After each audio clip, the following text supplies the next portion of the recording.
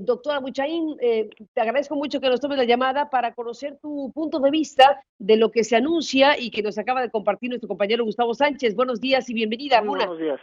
Muy buenos días, Carmen. Gracias por permitirme voz para opinar sobre ese tema tan interesante para todo el país. Yo creo que toda la audiencia y los ciudadanos estamos esperando un poco resultados en relación a la rendición de cuentas que debía ser sobre, pues, montos escandalosos que fueron desviados en recursos que debían haberse aplicado a la pobreza.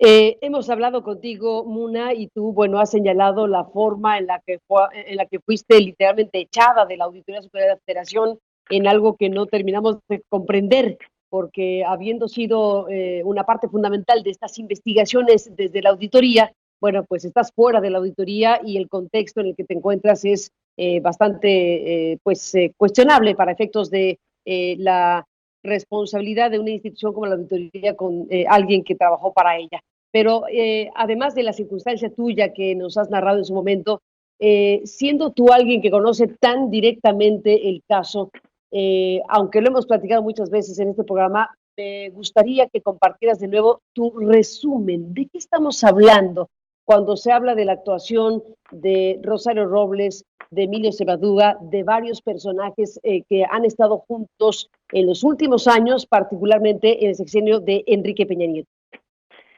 Pues mira, me tocó observar que todas las acciones que se realizaron fueron entre algunas universidades públicas y otros entes estatales que fueron utilizados en un esquema articulado para eludir las licitaciones públicas y simular servicios de adquisiciones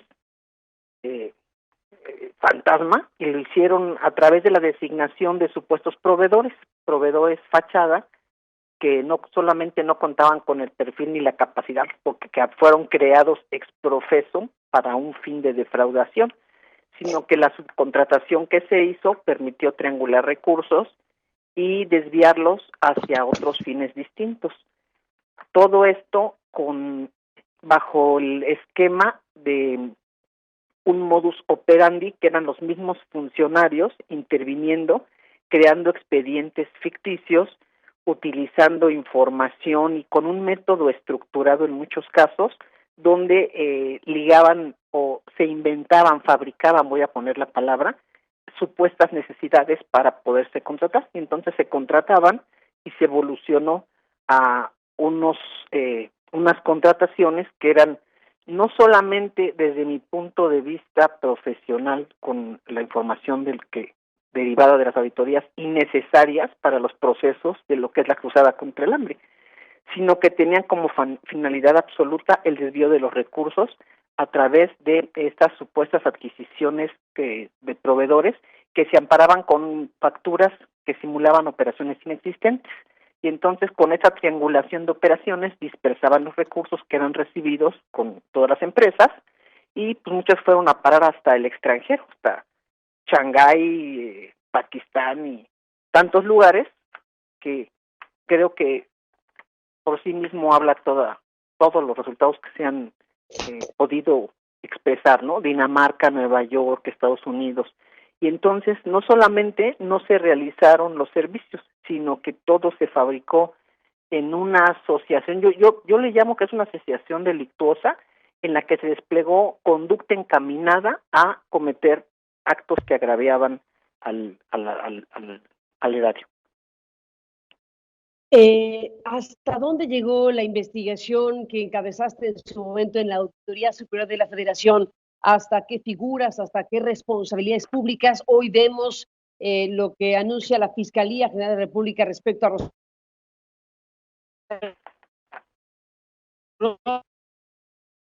Robles, operación que has descrito de esta manera.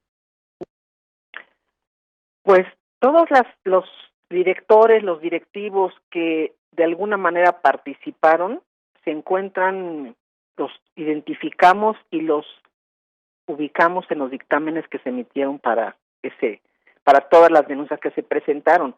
Yo creo que falta aún, y celebro mucho que por primera vez tengamos en el país un resultado, una acción de la Fiscalía General, pero yo creo que va a ser muy importante toda la investigación que se haga de abajo hacia arriba. Esa para mí resulta muy importante, porque se va a poder documentar toda la operación, cómo se realizó y tantas personas que están involucradas, que fueron involucradas de una manera paralela, pues están dispuestas a hablar y a aportar información. Entonces vamos a conocer la realidad legal, en un término legal, con la evidencia que se aporte de todos los hechos que sucedieron, porque sí hay toda una cadena de personajes, de funcionarios, y vinculados, por cierto, a otros que se prestaron para toda la fabricación de los proveedores. Bueno, que ese es un tramo de la investigación muy importante, fabricación con los proveedores. ¿Por qué no te detienes aquí, doctora, en esta parte de la historia? Claro, para mí lo más importante, o lo que sería el corazón de esta investigación que lleve a cabo la Fiscalía es cómo se llevó, cómo se determinó la naturaleza. Alguien decidió que se iba a hacer este esquema estructurado para desviar el recurso. Se fabrican con toda la intención proveedores, se crean necesidades o se justifican trabajos que se requieren, y es una cadena porque estos proveedores van con unos y otros, inclusive muchos vinculados con los mismos representantes, a crear muchísimas empresas, muchísimas. O sea, yo recuerdo que revisamos más de 700, pero más allá de eso, cómo inclusive se crea el esquema para que el dinero en efectivo se regrese a través de otras mismas con los transportadores del dinero en efectivo. Entonces, yo pienso que es toda una organización, ¿no? Toda una es como una franquicia, cómo se realiza y cómo estos proveedores se prestan a obtener el dinero, sacarlo y enviarlo en efectivo, cantidades millonarias, ¿no? Que seguramente van a seguir también la pista del recurso. Y entonces, si tenemos proveedores inexistentes con domicilios vinculados con las mismas personas operando y que son una o dos personas las que dan las instrucciones a dónde se deben de, a quién deben contratar, a quién deben facturar y cómo deben realizar todas estas acciones, entonces estas operaciones ilícitas se encuentran caracterizadas por el mismo grupo que interviene para poder simular una proporción, que se proporcionan bienes y en cambio se obtienen todos los recursos. Y los recursos dejan dinero, hay que seguir la huella del dinero, dónde está el dinero, cómo se fue el dinero, y yo creo que muchos de los involucrados van a estar dispuestos a rendir informes sobre esto en un momento dado. ¿Piensas que los involucrados en el tema estarán dispuestos a ello? ¿O estás pensando en gente de universidades públicas? ¿Estás pensando en gente responsable de sistemas de comunicación pública en nuestro país? ¿En quién estás pensando, Muna? Estoy pensando en personas que estuvieron vinculadas porque trabajaban ahí, que eran los de menor nivel jerárquico, y que, bueno, se vieron obligados de alguna manera, obligados quiero decir, no porque le pusieron una pistola en la cabeza, porque también son responsables de sus actos, no podemos quitarles esa responsabilidad, pero obligados en relación a cuidar mi trabajo, así me dijo mi jefe, así va a ser, y sabían que estaban realizando actos ilegales. Pero hoy creo que su conciencia los saca adelante y dicen, yo quiero aportar información, pero también quiero que me ayuden a no estar, que vayamos a ser nosotros los chivos expiatorios de casos que otros son los responsables y que a mí únicamente me sirvieron, me utilizaron para eso. Entonces, los funcionarios de muy bajo rango, y bajo rango no es discriminatorio, sino hablo de los que no tenían un poder de decisión, sino solamente tenían que obedecer, ¿no? Eran como, se podían inclusive cambiar y seguir haciendo la operación, los que están dispuestos a aportar información, cómo los buscaban, quién los buscaba, en dónde entregaban los papeles, qué les decían, cómo lo hacían, toda esa información, todos esos eslabones que faltan de atar, ellos están dispuestos a hacerlo. Y hubo algunas auditorías que ya no se realizaron, en donde también estas personas estarían dispuestas en su momento, pero obviamente las personas necesitamos asegurar nuestra integridad y nuestra confidencialidad. Y si no ven eso, jamás pues van a poder ni querrán decir o informar lo que saben, y tendrían mucha razón. Poder informar todo lo que tienen, conocen y saben. Y entonces eso nos podría ayudar a tejer la historia que todos deseamos conocer de manera integral. Entonces sí hablo de personas que estaban vinculadas en los entes de comunicación social, en las universidades, en muchas que ya no se auditaron por la administración actual de la Auditoría Superior, que se quedaron incluso los dineros se fueron de una manera más, dijéramos, expedita, ¿no? En 1 o 2 operaciones, simple y sencillamente. Sí son muchos quienes pueden aportar la información y también tendríamos que ver quiénes tomaron las decisiones, por qué se les siguió otorgando el dinero, el recurso de Hacienda, a pesar de que se había hecho público de que se encontraban desvíos. O sea, es de veras toda una historia que tendríamos que conocer perfectamente hasta donde se pueda, porque no hay verdades absolutas. ¿Quién otorgó el dinero? ¿Por qué se seguían fondeando proyectos que sabían que se estaban desviando? ¿Por qué siguió con esta misma actuación? Toda esta suma de voluntades y de, pues yo digo que de reportes que puedan dar estas personas en alguna parte de la investigación, si así lo deciden, va a ser muy interesante para poder construir una robustamente una teoría de todo lo que sucedió, pero con evidencia cierta, comprobable y que pueda aportar mayores elementos en la investigación. Sin duda, coincido plenamente contigo, doctora Muna Buchaín. Y bueno, si tú nos lo permites, seguiremos conversando contigo porque este proceso tiene en este momento este punto de quiebre. Lo que te ha tocado vivir en estos últimos años como investigadora forense desde la Auditoría Superior de la Federación, lo que te ha tocado vivir con tu salida de la que hablamos de la auditoría de una forma bastante lamentable y lo que te toca vivir ahora en esta nueva circunstancia, observando lo que la Fiscalía General de la República está anunciando, que está buscando vincular precisamente a proceso a Rosario Robles por presuntos delitos contra la administración pública, por uso indebido de los recursos federales en nuestro país. Y bueno, pues esto ya tiene que ver con la solicitud que propiamente hace la Fiscalía a una instancia judicial para que se realice una audiencia para tal efecto. En algunos momentos vimos, Muna,